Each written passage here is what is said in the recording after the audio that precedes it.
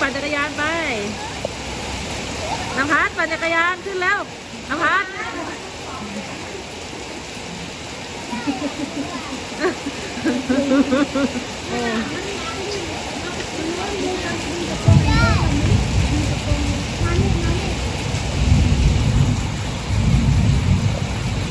อันนี้เอาออกก็ได้นะข้างๆอ่ะแปะออกดึงออกปั่นได้เหรอโอเคลูกได้เก่งจริง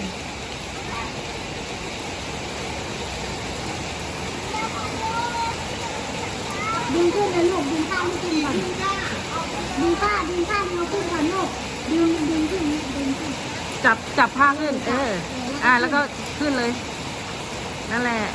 เยี่ยมเลย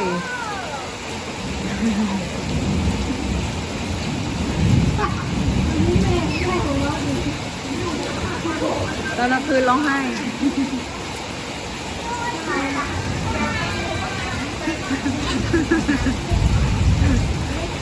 เดี๋ยวการจะไม่เค็มให้หรอป่วยๆกันไปโอ้ย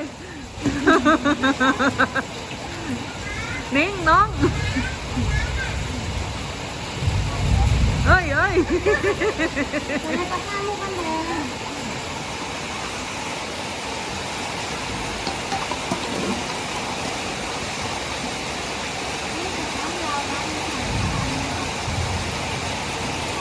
โอ้ยตกสะใจมากเลย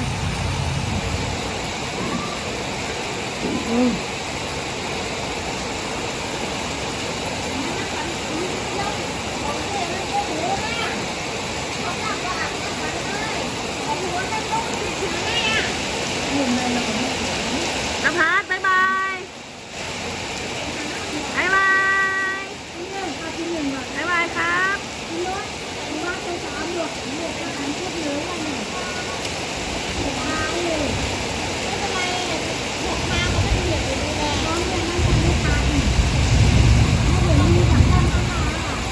ดูพี่ๆเขานี่โหลเห็นไหมคะ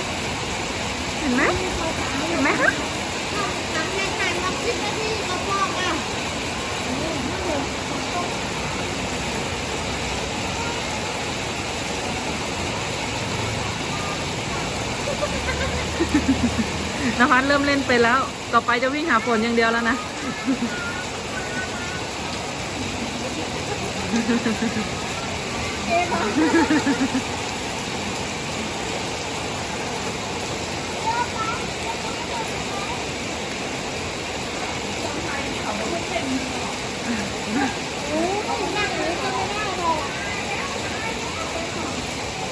อะไรมองนั้นมัน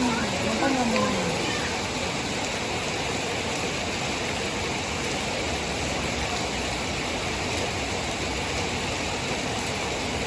ไปกันหมดแล้วไปไหนกันหมดแล้ว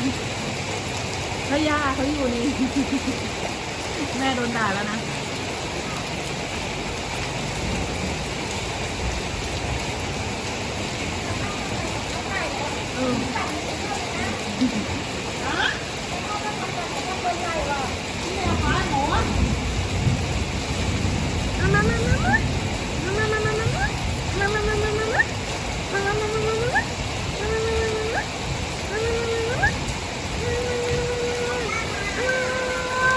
มาแล้วเรียวมาแล้วเรียวเข้าเส้นชัยไปแล้วคนอื่นอ่ะโยคันนี้อ่ะไม่ยอมมาเหรอ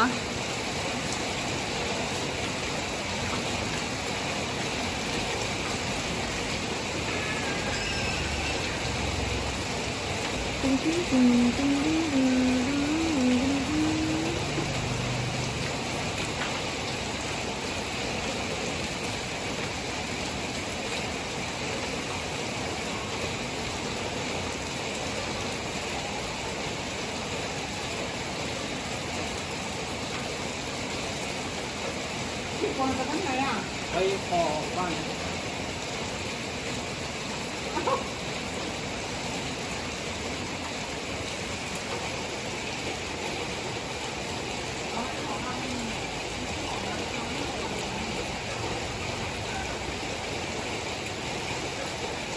บ้าน ไป